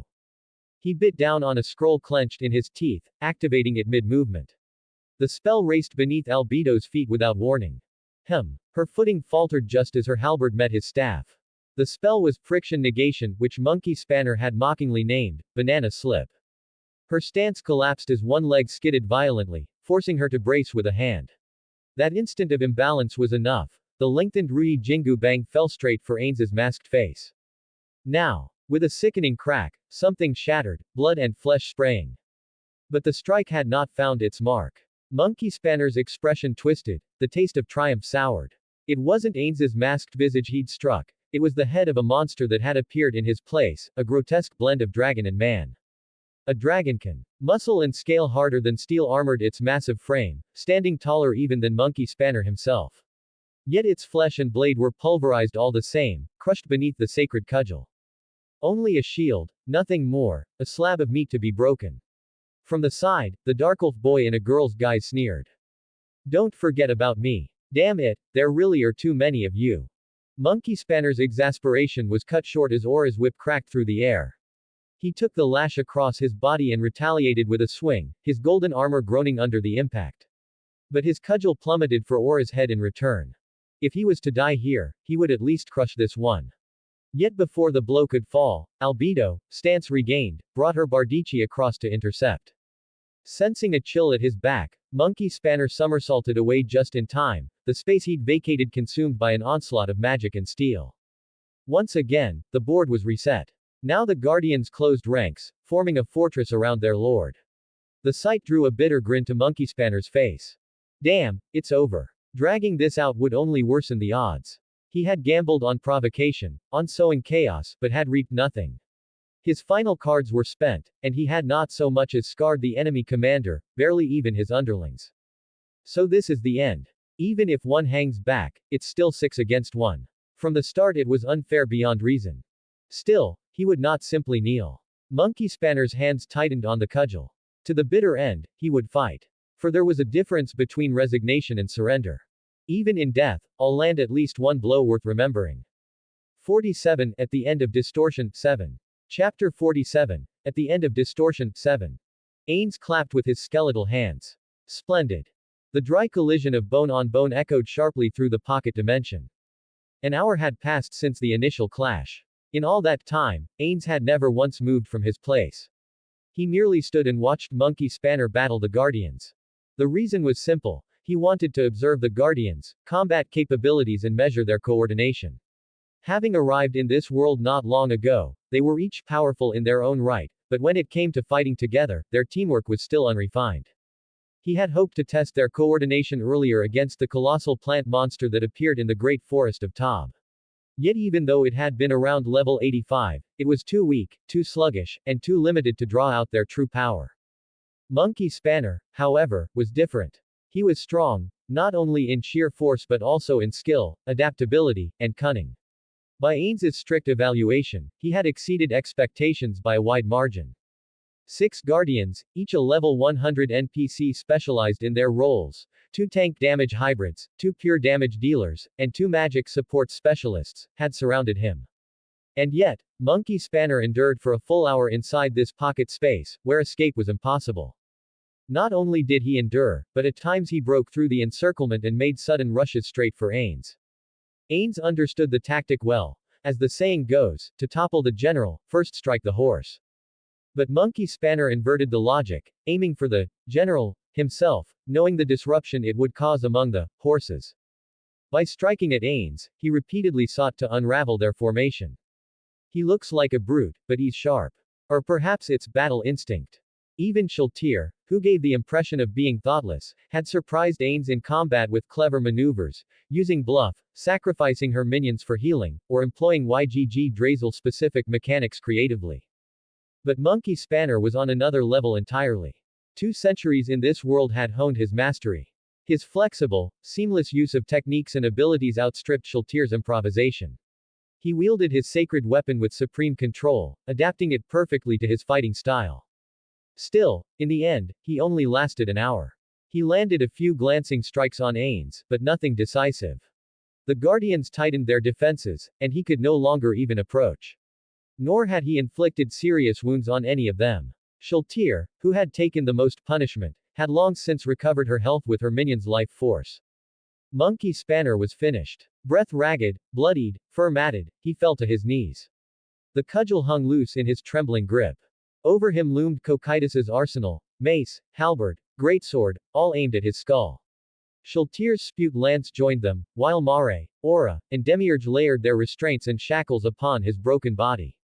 He had lasted an hour against 6 of Nazarik's finest. But now, the battle was decided. The Guardians looked down on him, not with hatred, contempt, or anger, but with a quiet respect. For all his taunts, his tricks, his infuriating diversions, the monkey sage had forced them to struggle. He had bought himself an hour against impossible odds. Not even Cocytus, the martial paragon, could deny it. Monkey Spanner had been magnificent. Ains felt the same. His desire, already strong, blazed brighter. I will have him. He had forced 6 guardians into a drawn-out battle and compelled Ains to unleash world items. Though much was risked, capturing him alive outweighed the costs. Step by step, Ains walked forward, stopping before the kneeling monkey Spanner. He looked into the monkey sage's weary eyes. What a pitiful sight. Huff, huff. I will ask once more. Swear fealty to me. Though I may tamper with your mind, if you yield sincerely, I shall preserve your spirit intact. P2. I refuse. Blood sprayed with his defiant cry. Even on the edge of death, Monkey Spanner's dignity burned. Ains could only marvel. But admiration did not change his resolve. Monkey Spanner would be his, one way or another. A shame. He had wanted to take him whole. Instead, Ains raised his hand and invoked the 10th tier spell, Dominate Mind. With this he would rewrite Monkey Spanner's thoughts, pry open his memories, and replace the object of his loyalty. He had already tested the spell on Yuri Alpha and other natives. He knew how to proceed. But resistance would be fierce. The stronger the will, the harsher the backlash. A soul as ironclad as Monkey Spanner's would resist to the last. The strain could break him, leaving behind nothing but a husk, a puppet. Even so, Ains's greed would not relent. His skeletal hand reached for Monkey Spanner's head. And then, fragments of memory stirred. Shards of the past. The final meeting with his creator, the one who had shaped him and departed forever. Words, faint yet clear, spoken long ago in Yggdrasil. The creator, now forever gone, had spoken to Monkey Spanner with a heavy heart before leaving. I wanted to give you a cooler, more magnificent name, but all the good ones were already taken. Son Goku, Vegeta, Broly, Bardock, even Gohan. Never mind those famous names, even Nappa, Raditz, and Paragus had been claimed. In the end, I had no choice but to give my NPC a silly, gag name, on a whim. It doesn't matter anymore, but I truly am sorry. It was a name before which many had bowed in jest or reverence, a name from another world. But to Monkey Spanner, his creator had been a being of true greatness and power, a sovereign among the 12 beast kings of old, bearer of the titles, Monkey King, and great sage equal to heaven, and one of the strongest sorcerers in all of Yggdrasil. I called myself Kakarot, but I wanted you to bear the name of an original character too. Damn, the name change ticket expired ages ago. I really am sorry, Monkey Spanner. Sorry, even at the very end. So at least, I'll leave you everything I own. And so, when his creator departed, he entrusted Monkey Spanner with all that he had cherished. The sacred weapon Rui Jingu Bang, the divine armor golden chainmail, the ornate helm crown of the celestial ape, and countless other divine and legendary relics, every last one was left behind. But it was not just relics. The creator had even imparted part of his very essence. A fragment of his power, a unique class, granted to Monkey Spanner as a final inheritance. The price was permanent departure from Yggdrasil, but as he was leaving anyway, he bequeathed it without hesitation. Monkey Spanner had thought he wanted none of it. He would have rather had his creator stay by his side. No treasure, no relic, no fragment of strength could compare to his presence. Yet now, after centuries, those parting gifts had become beautiful memories, irreplaceable tokens of joy and sorrow. And now, at this moment of desperation, it was time to call upon that final inheritance. Bloodied, beaten, on the verge of collapse, Monkey Spanner's eyes snapped wide open. A blinding golden radiance erupted from his body, flooding the dark pocket dimension with light. All the curses, all the bindings upon him shattered as the brilliance tore them apart. This was the hidden legacy nestled within his racial levels, a gift left by his creator. Long ago, when Yggdrasil had hosted countless crossover events, there had been one themed after a certain ancient classic. In that collaboration, simian type could acquire a special hidden race. Monkey Spanner's creator had cleared the event at its peak and, upon departing the game forever, had bestowed its legacy upon him. Race name: Saiyan, vegetable star people. Why the name carried vegetables, no one knew, but it was a brutal race that reveled in combat and destruction. From this lineage came Monkey Spanner's greatest secret, his ultimate hidden skill, never revealed even to his fellow 12 high priests. He roared within himself. Hidden skill, activate. Super Ape Ascension. 48 The End of Catastrophe 1. Chapter 48. The End of Catastrophe 1. Crackle, crackle. Monkey Spanner's fur bristled all over his body. Each strand surged with energy, standing on end as his golden pelt blazed like a star. His pupils turned to pure gold, eyes burning with a light that seemed to pierce through the void. A golden aurora cloaked him, while blue sparks raced across his fur, flooding his body with unstoppable power. Lightning made of light itself swept outward, shaking the dimension. The sheer, overwhelming energy rattled the heavens and the earth. At that moment, Monkey Spanner stood as the mightiest being in this space.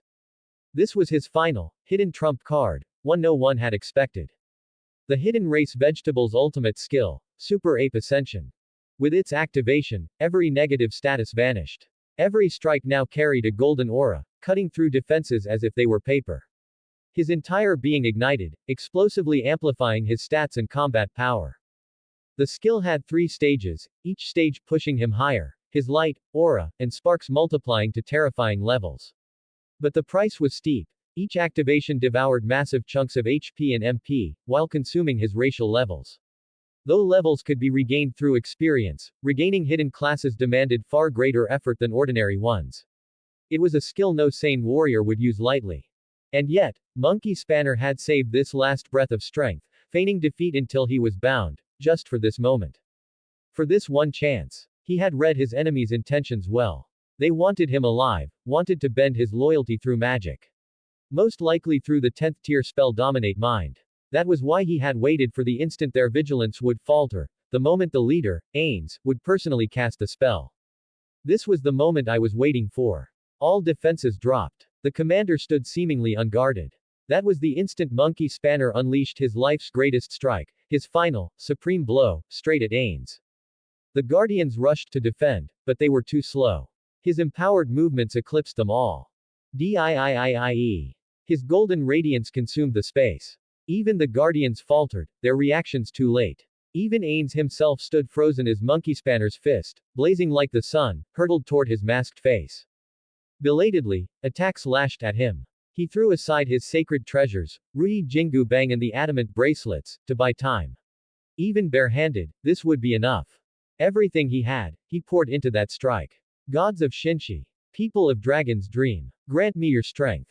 Blood boiled, life force surged, and all of it poured into his clenched fist. His blow, carrying the brilliance of the sun, drove toward Ains. The world roared. Kraaaash. But Monkey Spanner never saw the blade that pierced him.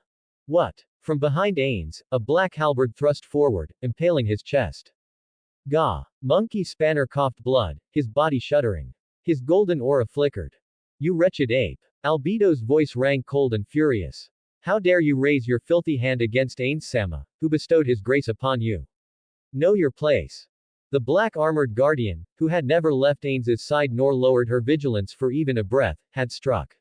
Her weapon, the true Ginunga Gap, had shifted form into a bardichi that tore through his chest, shredding his insides with merciless force. Already weakened by the cost of Super Ape Ascension, Monkey Spanner had no strength left. The wound was fatal. Blood gushed, golden sparks scattered, and his radiant light faded. Kneeling, eyes dimming, he exhaled one last sigh. Ah, so easy, huh? He had hoped for his final strike to land, to at least mark the enemy leader. But in the end, he had failed.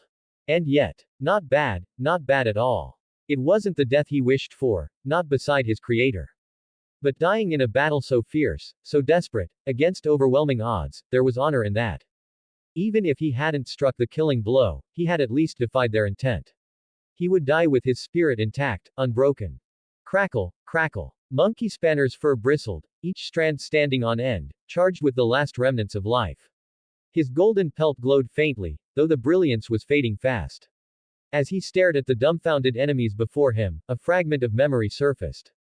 150 years ago, in the days when Shinchi was thrown into chaos and still struggling to recover, the 12 had debated ways to awaken their god. Among the proposals was a grim idea: what if they sacrificed the chosen? If the god's blessed children were slain, might their deaths ripple through the divine connection and stir him from his slumber? But the thought was cast aside. One did not recklessly disturb a god's rest, nor could they justify murdering his chosen under the guise of experimentation. Another proposal suggested using the shrine maiden's powers, her miracles perhaps enough to rouse him. Yet this too was denied. It was no different than sacrificing the faithful. Other ideas arose, but all were struck down for the same reason. And yet, now of all times, that memory returned to him. As his consciousness ebbed, Monkey Spanner prayed. If the god awakens, then may he save Shinchi from this peril. Thud. His HP finally reached zero. Monkey Spanner's colossal simian form began to turn to gray dust, crumbling away into nothing. Only the clatter of his treasured weapons and relics remained, falling lifelessly to the ground. And at that very same moment, deep in the darkness of a vast cavern, warning chimes echoed. Warning. Guild-affiliated NPC is under attack by an enemy guild. Scarlet panels flared, one after another, their glow briefly illuminating the vastness of what they intruded upon. With each flash, glimpses of something immense were revealed, something that nearly filled the grand temple chamber. A colossal form, sleek yet armored in scales harder than steel. From its head jutted several twisted horns, and beneath them, fissures-like great cracks, cracks that opened wider still, revealing they were eyes. The red warnings pulsed before the creature's sealed gaze. Warning. Guild-affiliated NPC is under attack by an enemy guild. Warning. Guild-affiliated NPC is under attack by an enemy guild. Warning. Guild-affiliated NPC is under attack by an enemy guild. The sound repeated, and with each insistent chime, the scarlet glow seeped deeper through the beast's heavy eyelids. The massive lids twitched. And then, at last. Beep. Warning. Guild-affiliated NPC has been slain. Notice. To revive a fallen NPC, you must pay an amount proportional to its level. Caution. Revived NPCs will lose all equipped items. With the long alarm tone, the enormous eyelids opened fully. A pair of vast golden eyes shone, each split by a narrow slit of burning crimson. What is this situation? After 200 years of slumber in this other world, the world dragon, Ouroboros dragon, finally awoke. 49. The End of Catastrophe 2. Chapter 49. The End of Catastrophe 2. Ains let out a groan as he pulled himself upright. Whoosh! Gray dust scattered in every direction. His legs had given way without him realizing, and as he sat slumped on the ground, the settling ash rained down upon his body. At that same moment, crack, the mask on his face shattered and fell away. Ains-sama, are you unharmed? I am fine, Albedo. But his skeletal hand trembled. To hide it, he clenched it into a tight fist. For the first time since arriving in this world, Ains had felt the raw, overwhelming sensation of death. As he remembered Monkey Spanner, drenched in blood and sweat, body wreathed in golden light and sparks, driving forward a fist filled with annihilating power, Ains couldn't help but think for an instant, ah, this is it. I'm going to die. The shockwave alone had been enough to shatter the mask on his face. Considering that the jealousy mask, for all its ridiculous appearance, was an absurdly durable gag item, the fact that just the aftershock had broken it told him all he needed to know. But in the end, it wasn't Ains who died, it was Monkey Spanner. Damn, he still had such a trump card hidden. When Ains had approached to apply mind control, convinced Monkey Spanner was fully subdued, the ape had erupted in golden brilliance. His fur flared with power, and his strength multiplied severalfold. His speed alone had seemed beyond even Seba's, the fastest of Nazarick. It must have been some kind of last resort awakening skill, trading his own HP and MP to unleash it. He had perished only because Albedo countered him at the critical moment, but for that instant he had truly been terrifying. If Albedo hadn't struck back, perhaps that blow would have killed him outright. Ains shuddered unconsciously. Stand down, Albedo. Ah. Forgive me, Ains-sama. You had ordered that he not be killed, but my body moved on its own. No, Albedo. This was my own failing. Looking back, the entire capture operation had been doomed from the start. With Shaltir, Ains had gone into battle knowing every detail of her strengths and weaknesses, prepared with countermeasures for her instant death spells and vampiric powers. Without that knowledge, he might have struggled far more, or even lost outright. But with Monkey Spanner, they knew next to nothing. Only that he was the head of Dragon's Dream, likely held Sage or Immortal classes, and was level 100. Nothing about his favored weapons, his fighting style, his trump cards. Even if they had set more elaborate traps, capturing Monkey Spanner alive had always been impossible. His NPC loyalty and hidden trump cards were underestimated. A painful failure, but one I'll remember. I was far too arrogant. Yes, he had learned his lesson. He had grown complacent, intoxicated by Nazarik's reputation as supreme in Yggdrasil. But that was when the 41 supreme beings still walked together. Now, Nazarik was a shadow of its former self, barely a tenth, perhaps even a hundredth of its original power. He had underestimated this world. And now he had paid the price. Still, thank you, Albedo. It's only thanks to your shield that I stand here now. Never. Protecting you, being your shield and armor at all times, that is the duty of Albedo. You need never thank me, Ainsama. No, this time was truly dangerous. You have my gratitude, Albedo. At least he hadn't died. At least Monkey Spanner's strike hadn't landed. If it had, even if he survived, Monkey Spanner might have escaped with vital intelligence about Nazarik. In that worst-case scenario, Nazarik would have been forced to retreat underground and shut itself away entirely. As it stood, the result wasn't all bad. They had confirmed remnants of other players might still exist. They had reaffirmed the absolute loyalty of the Guardians. And these are the items he dropped upon death, Ainsama, Demiurge said, brushing away the dust and presenting the equipment. Ains's eyelights flared as he cast all appraisal magic item. Ho! He had suspected Monkey Spanner bore relic class items at minimum, perhaps even divine class, given his strength. His hunch was correct, several divine class artifacts glimmered among the spoils. But what surprised him most was that relic class items were actually in the minority.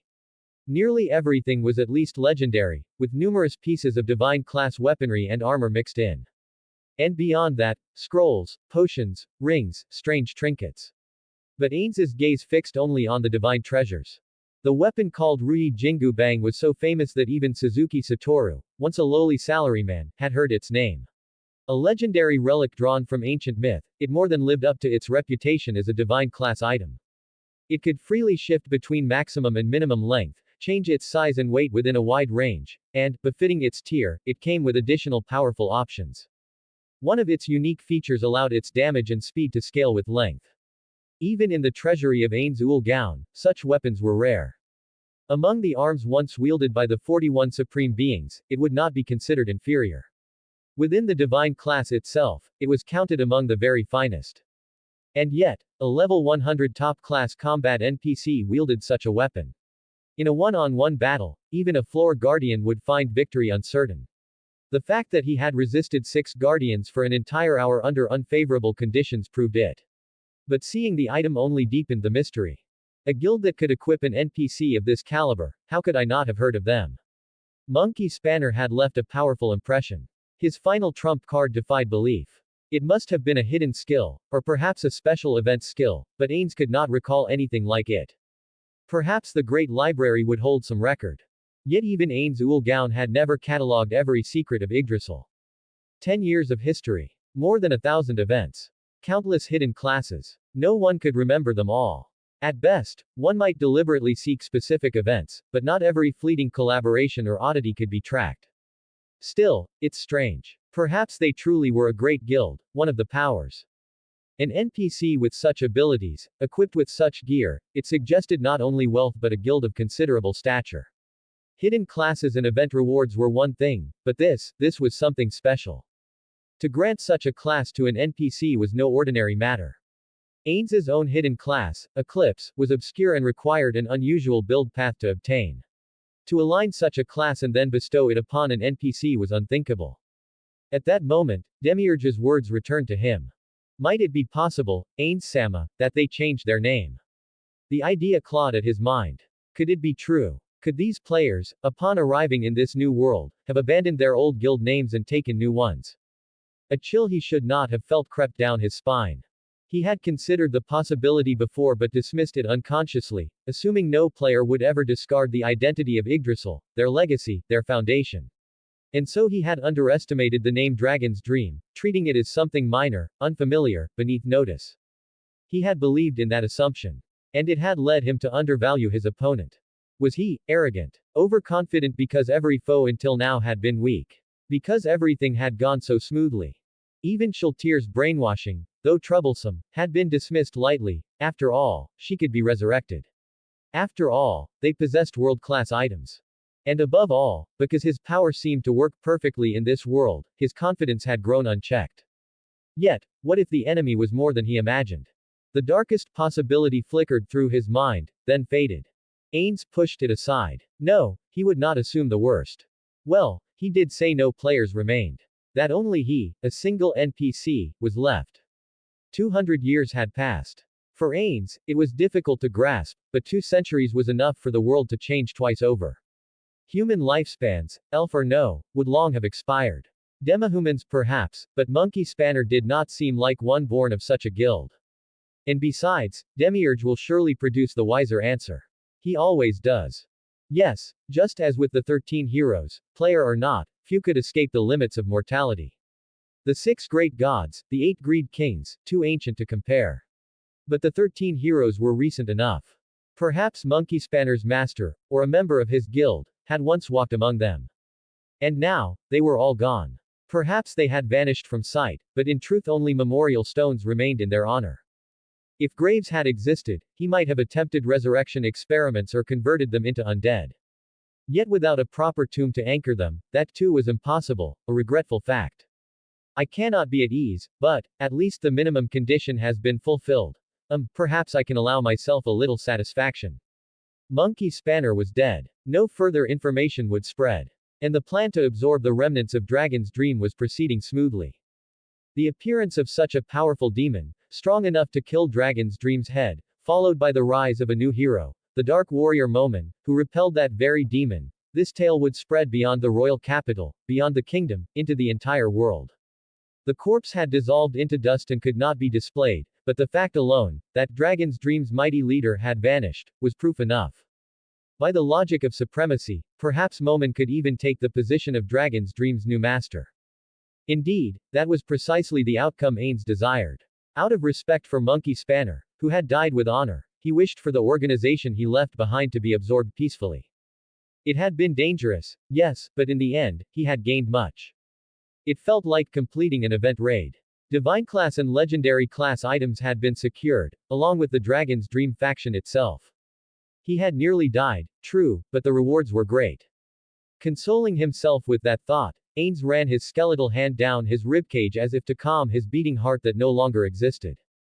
Before him, the guardians had already assembled, kneeling as one. Ains's crimson gaze passed over them, and he spoke. Very well, with this, the plan enters its final stage. Demiurge. Yes, Ains-sama. All that remains is for you to defeat me outside. I have already ordered the demons. Once I am struck down, they are to cease their summoning and return at once to Nazarick. Good. Once the sanctuary of ash and blood dissolves, we shall begin the play immediately. After that, spread the rumors through our collaborators. And to the rest of you, you performed admirably. Take today's events as a foundation, strive harder, refine yourselves further.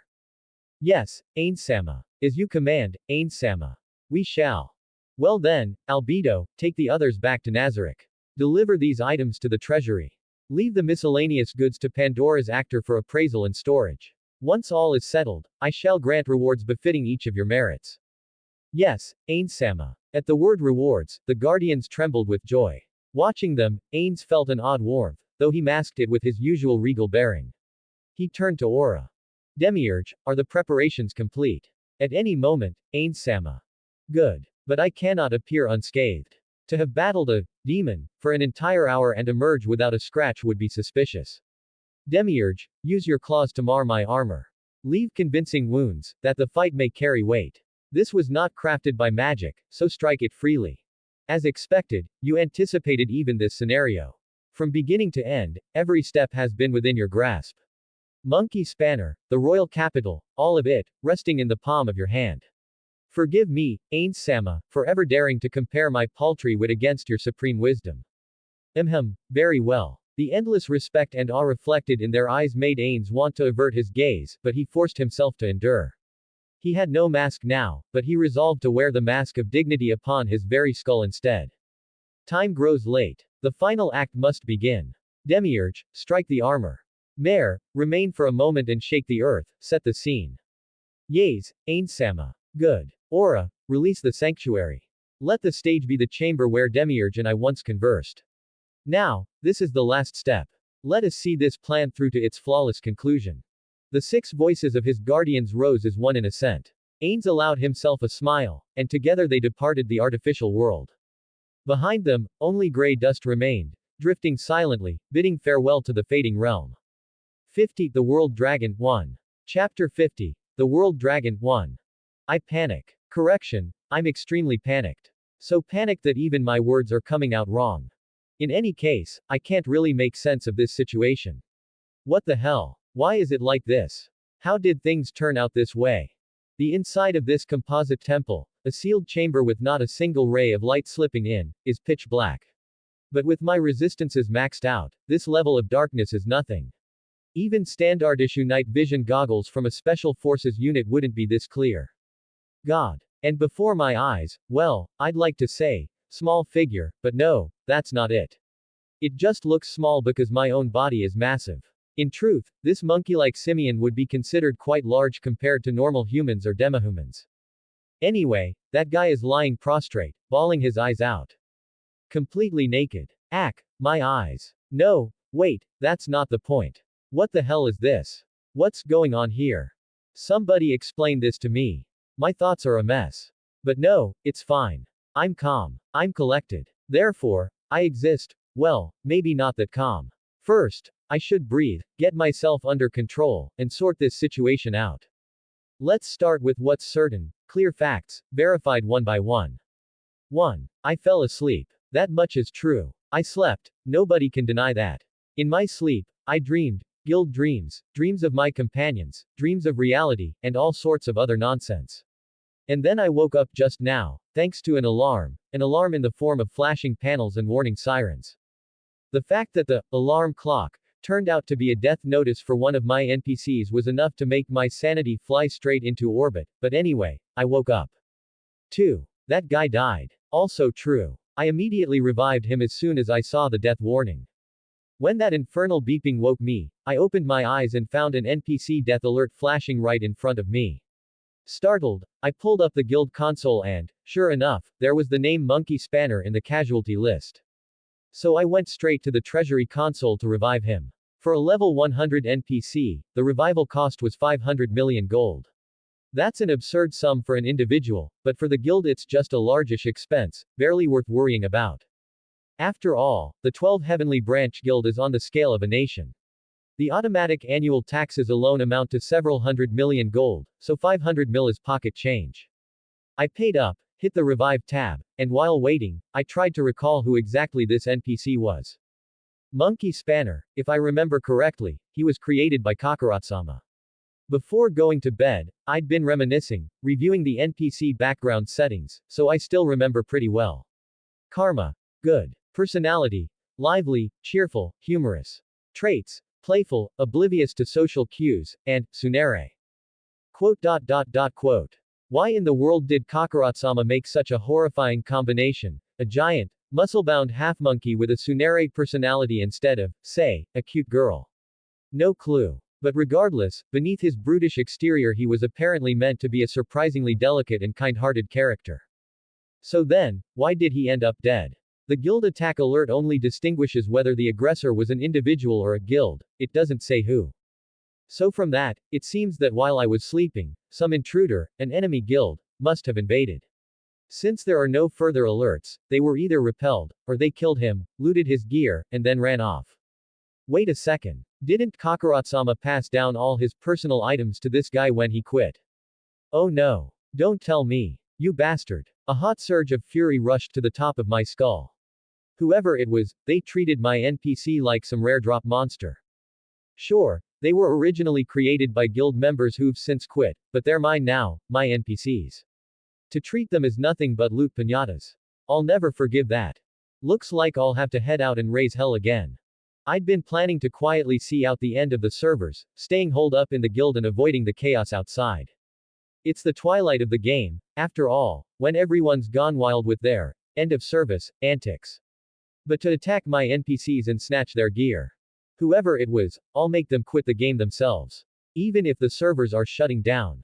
Wait. Hold on. Weren't the servers supposed to have ended already? 3. Is this Yggdrasil? I distinctly remember Yggdrasil was about to shut down. I even double-checked the countdown before going to sleep.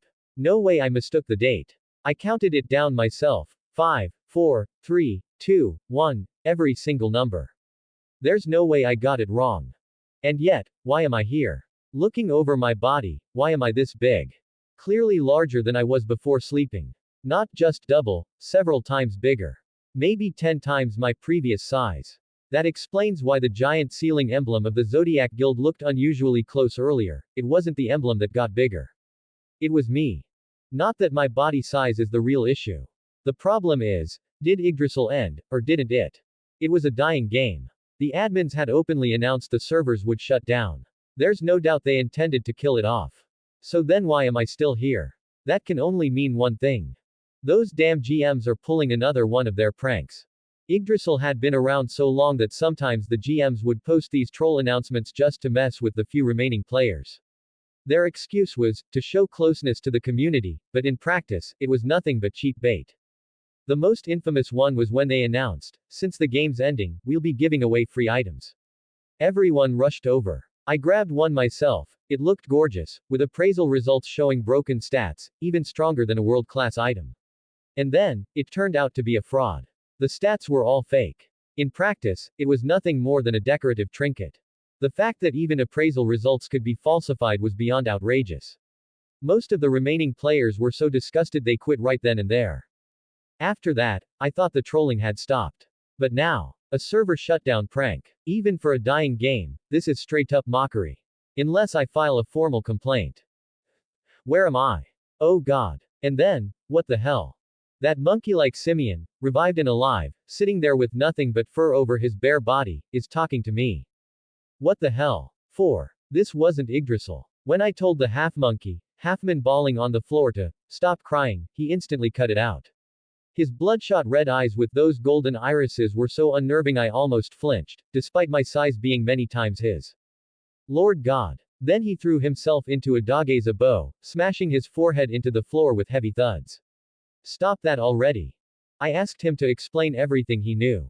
He babbled incoherently, throwing info at me in a jumbled mess, so I finally told him, summarize in 3 lines. And he did. Yggdrasil fell into another world, whole, including the guild Zodiac. With Lord God, me, asleep, the 12 high priests and officers led the nation. 200 years have passed. A flawless summary. For a muscle-brained ape, he's actually smarter than me. But seriously, another world. What the hell is that supposed to mean? Not reality. Not Yggdrasil's servers. But my game avatar, Tiamat, actually fell into another world, along with the guild and all its assets. I've heard of this. A century ago, it was a trend. Those, God world reincarnation, stories. People die in the real world, then some shady, God, who always looks more like a demon, drops them into another world where they wreak havoc. But me, the protagonist. That's ridiculous. And more ridiculous still, it wasn't my real-world body, but my Yggdrasil avatar, Tiamat, that got thrown here. Lord God. Wait. Let me think for a moment. My booming voice echoed through the entire temple, shaking its walls without me even trying. Just how powerful are these lungs? The bigger problem, what the hell am I supposed to do now? I have almost no information to work with. I went to sleep. That's all. And now, 200 years have passed. While I slept, the priests, my NPC subordinates, managed the guild, maintained the nation, and endured. And now I wake up, into their world. There's just not enough data to judge anything yet. 200 years of absence, an unfathomable span of time. For a human, it would be enough to live, die, and be reborn 2 or 3 times over. And yet, I spent all those centuries in slumber. To simply rise now and declare, I have returned, feels shameful. Embarrassing, even. For I am supposed to be the guildmaster, the king, and yet for 2 centuries I neglected my duty. Judging from Monkey Spanner's demeanor, it seems the NPC's loyalty never wavered during that long silence, but I cannot be certain. For now, I need information. More information. Those 3 summary lines explained the broad strokes, but I need the details, the truth of these missing centuries. Very well, Monkey Spanner. Yes, my Lord God. Tell me everything you know. About Zodiac, no, about Shinshi, and this world. From the moment it fell 200 years ago, until now. Leave nothing out. As you command. But, my words may be clumsy, and the explanation long. If you prefer, I can bring a high priest who speaks better than I.